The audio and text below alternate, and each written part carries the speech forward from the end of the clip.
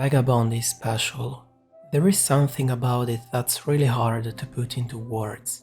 Something not many stories possess, at least to a certain extent. You can't see it, you can't hear it, but you can feel it. A vibe. Vagabond is a vibe. It is not my intention to reduce it to a mere sensation, of course, but it's something rare to come across, and it's probably the main reason why I keep coming back to it. I'll always love reflecting on this story, reading the dialogue, studying the characters, but my appreciation for this manga goes far deeper than that. In short, it's the atmosphere it manages to create around itself that I would praise the most. And it's fairly hard for colorless black and white art to have this much expression in terms of feelings. Though I'm not talking about conveying emotions through a drawing, because that is something many artists do exceptionally well already. I'm talking about something bigger than that. A vibe. This sort of aura around the entire manga, not confined to the single panel or page of the volume. It's instead the general feeling surrounding and even shaping this story. A feeling that is constantly maintained without resulting monotone and tedious. But what am I trying to say?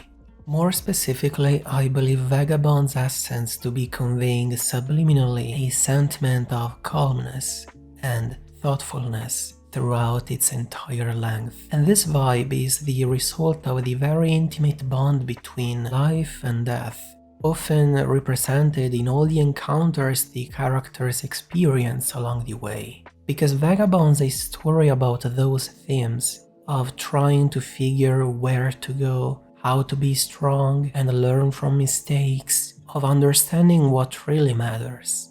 It's a story about finding yourself, wandering about and getting lost while trying to reach an unclear destination. It's a story about being a vagabond, someone who has no home and travels from place to place in life.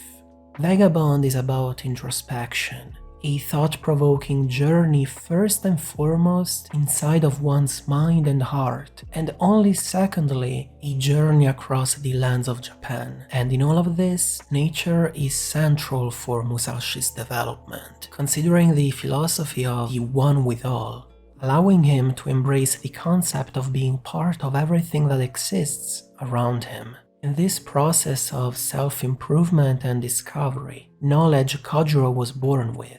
Samurai Champloo and Cowboy Bebop, for instance, are in my experience other unforgettable stories that definitely have a distinct vibe around them. But these are anime. Colors and music play a huge role in creating the atmosphere, while Vagabond is just a manga. So how does Inoue obtain the same effect?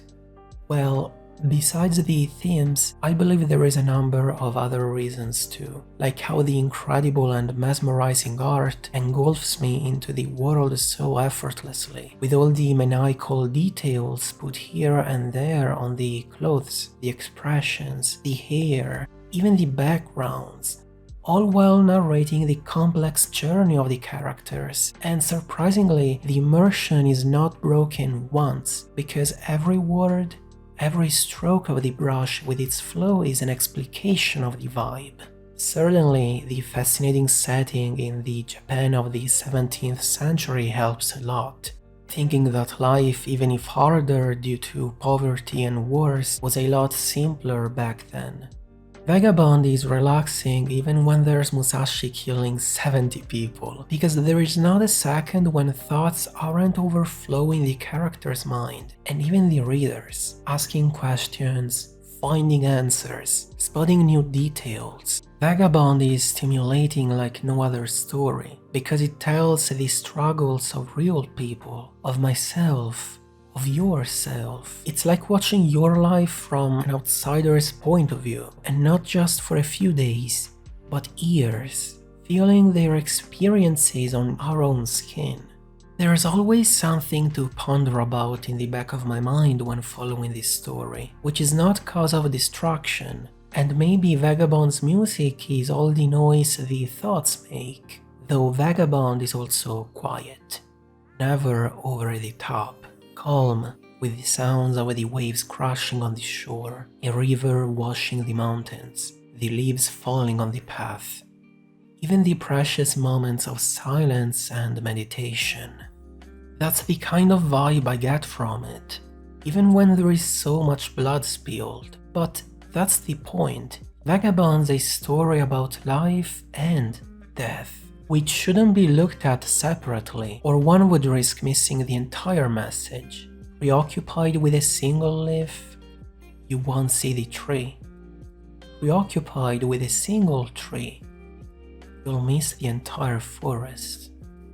How's Musashi sitting on top of a mountain not a vibe? Or Kojiro standing in front of the ocean not one either? It's this role the world plays with its vastness and all the people in helping Musashi realize what he's missing inside of himself that makes Vagabond so inspiring, comprehending how big the world is compared to us, and, on the other hand, how small but still important and fundamental a single life is.